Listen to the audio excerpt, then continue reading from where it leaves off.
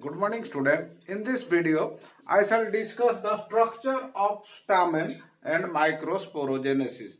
In my previous video, I have already discussed the different parts of a bisexual flower, and we know that the stamen is the male reproductive part of the flower, and how this stamen consists of different parts and how the pollen grains are formed here, we shall discuss here. Now, first of all, this is the structure of stamen. This stamen consists of the anteriormost part, that is the anther, and this anther, in this case, it is bilobed. This anther is bilobed here, two lobes are here, and that is why they are also called the dithecous stamen. These are dithecous anther, you can say, and each anther having four lobes. So that is why it is called, this is one lobe, this is another lobe, this is another lobe, this is another lobe.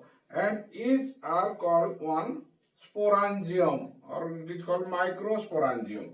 Now, this anther is connected to a stalk that is called the filament. And this filament is connected to the anther with the help of a specialized tissue that is called the connective. So there are numerous anthers, numerous, you can say, the whole stamens present in a particular flower. Sometimes they are thousands in number, and sometimes the anthers are fused together. Sometimes the filaments are, anthers are fused together. Sometimes the filaments are fused together in one bundle. Sometimes more than two bundles. So in this way, their arrangement are different, as we have already studied in class 11. Now, after that, how this anther is actually responsible for the formation of the pollen grain. Inside the anther, these are the pollen sacs. Now, here in case of dithecous anther, there are four pollen sacs, 1, 2, 3, and 4 pollen sacs or microsporangia are there. And inside these pollen sacs, normally the pollen grains, or these are the male gametes which are formed here.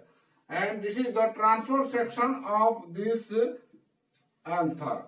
Now this is the next part, that is the filament, which is connected with the other part of the flower.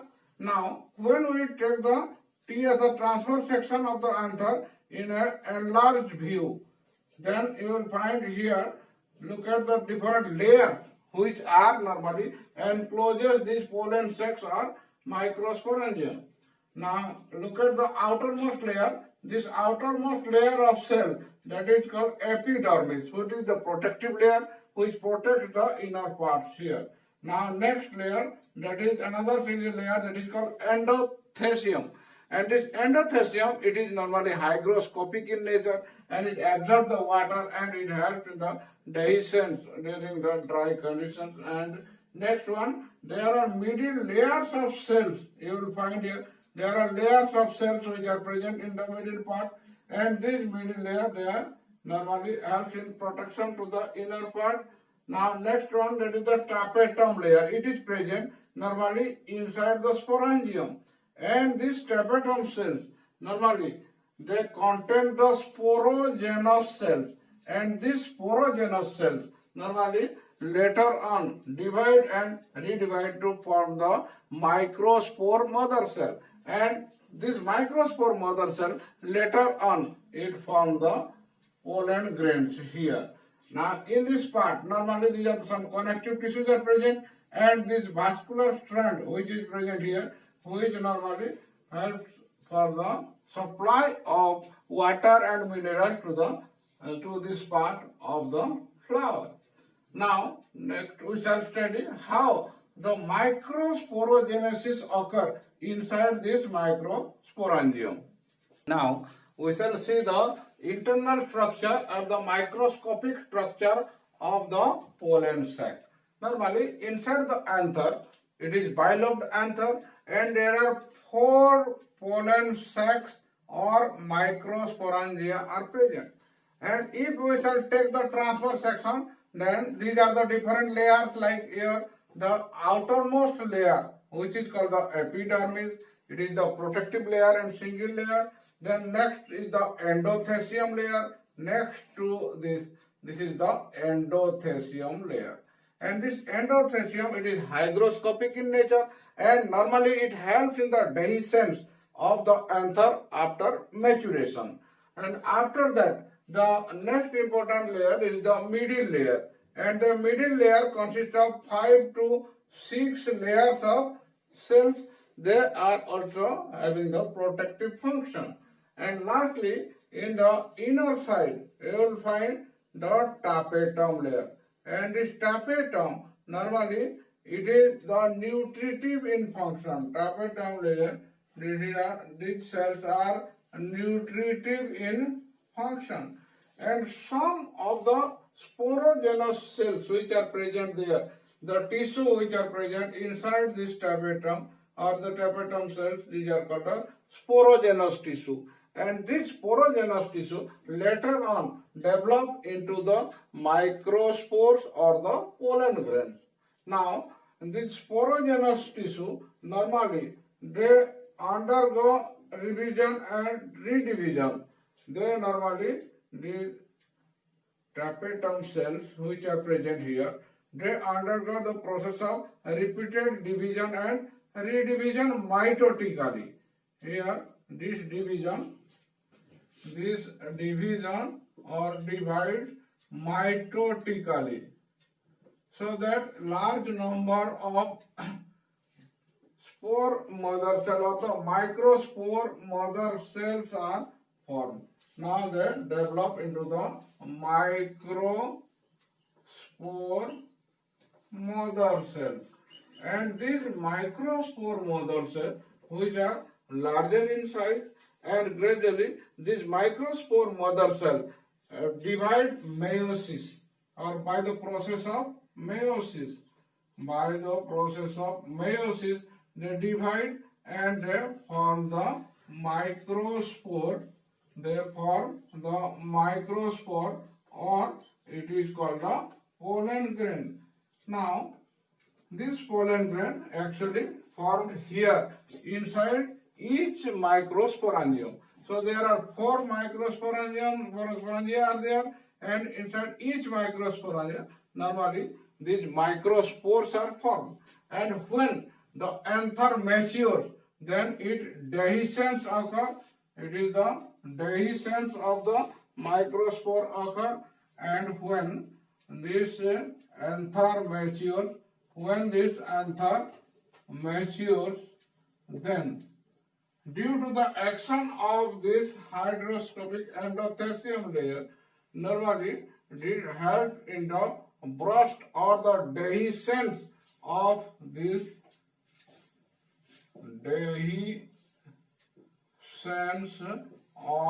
anther occur. And when the dehiscence of the anther occur, automatically the pollen grains which were remain there inside the microsporangia, they release to the outside. And when they release to the outside, now they are normally transferred from anther to the stigma. But what is the structure of the pollen grain? Let us now discuss about this pollen grain structure. And what is this pollen structure, and what are the different layers present here, and how they are very much useful for the protection of the microspore or the pollen grain. Now here, the pollen grains, they consist of 2 layers. There are 2 layers of cells, the pollen grain. 2 layers, the outer layer, that is the exine, it is the outer layer, and the intine, which is the inner layer. It is present in the inner layer. Now, this exine, which is normally thicker in nature, it is thick and rough, and most important thing is that it is very much resistant to the adverse environmental condition, and it protects the inner nucleus. Now it is rough, and the most important thing is that the most resistant biological material that is called sporopollenin. Sporopollenin. This sporopollenin is normally present, double L, sporopollenin, and this sporopollenin is normally present there in the exine layer. And due to this presence of sporopollenin, this is the most resistant biological material, or it is called organic material. And this sporopollenin, it is very much resistant to both heat. If it is very high heat, it also cannot damage. If it is very low heat, then also it will not damage. Now it is very much resistant to heat. Then second one, it also very much resistant to the strong acid. It is resistant to strong acid. If the strong acid will fall on it, or if the pollen is fall in the strong acid, then also the sporopollenin cannot dissolve. Now, third one, it is also very much resistant to strong alkali. So, if there are strong alkalis like potassium hydroxide, sodium hydroxide, these are the very smaller, very strong alkalis, and this sporopollenin also very much resistant to strong alkalis. Now, another most important property is that because inside the biological system, the enzymes play a vital role, and the enzymes mostly carry out the different processes or reactions, but this sporopollenin also resistant to the enzymes as well. So that is why it is the most resistant biological material known till now. So then this exine can only absent here in this region, and this is called the germ pore.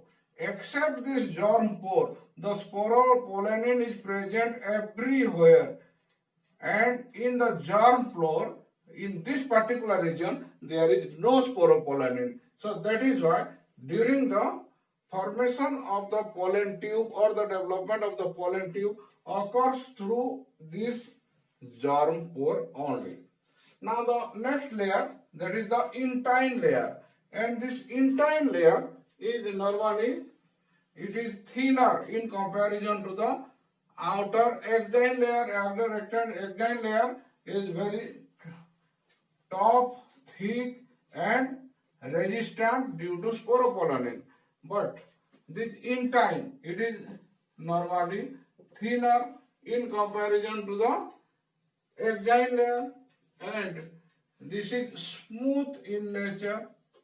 This is very thin as well as it is smooth, and that is why it normally breaks or swells during the formation of the pollen tube. Now, they contain the chemical substance that is called pectocellulose. They contain pectocellulose, and this is the cellulosic derivative material, and there is no sporopollenin present in the intine layer. Now, this is the structure of the pollen grain, and inside this, the thick cytoplasm is there, and the vacuoles is there, and a large nucleus is present there in the center, and this is the germ pore through which the pollen tube germinates after pollination. Now the next, the development of the male gametophyte starts from this pollen grain.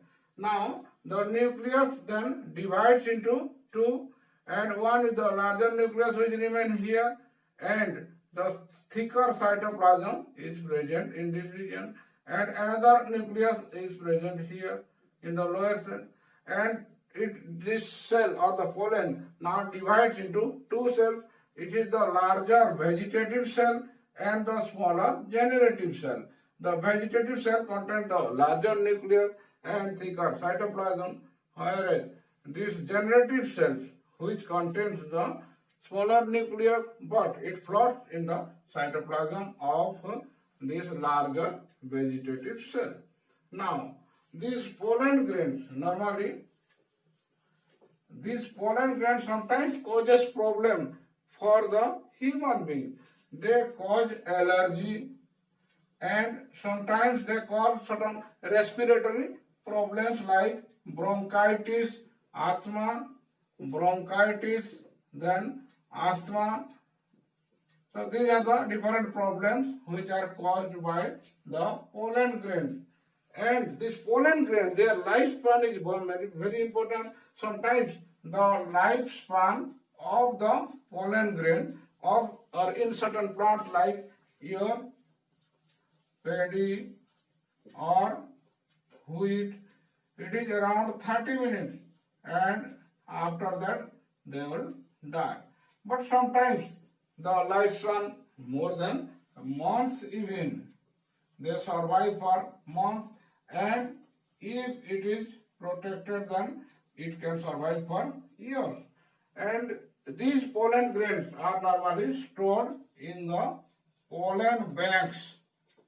Just like the seed bank, the pollen banks are also there, and in the pollen banks normally different pollen grains or pollen grains of the different species of plants are normally preserved.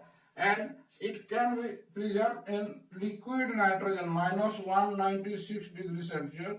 It can be preserved for years in liquid nitrogen, and which is commonly called the cryopreservation. It is called cryopreservation. So the pollen grains can be preserved there. Now after that, these pollen grains which normally formed or matured, they are inside the anther. Normally they are in tetrad condition. The four are remain there, four cell stage, and these are called the tetrads, or these are called microspore tetrad. Microspore tetrads, and when they mature, they split from one another, separate from one another, and they are separated from one another, and now they are separate pollen grains. But what happens here? The generative cells, now the generative cell, it divides into two cells. There are two generative nucleus are there, and these two generative nuclei, normally it is the pollen nuclei. And when the pollen tube forms, actually how this pollen tube is formed? This pollen tube, it starts its formation from the intine. The intine layer which is present here, from this intine layer, the thin membrane protrude out in this way, and the nucleus will proceed in this way. So that is why this intine layer, it helps in the formation of the pollen tube. The pollen tube, and this pollen tube gradually proceeds toward the micropyle, and in the micropyle it enters into the ovule, and the first nucleus normally moves first and it fuses with the egg cell. The first nucleus, it fuses with the egg cell to form the zygote, whereas the second one, it fuses with the diploid polar cell to form the triploid cell. And this process, it is the syngamy and it is the triple fusion, we shall study in detail later on. Now, this is the process of formation of the male gamete or the pollen grain, and after that the formation of the male gametophyte. Now in the next video we shall discuss the development of the female gametophyte and the megasporogenesis, and how the egg cells are formed inside the embryo sac which is present there inside the ovule. Now I hope this video will be useful for you, and if it will be useful for you, then please like it and subscribe for further videos. Thank you very much.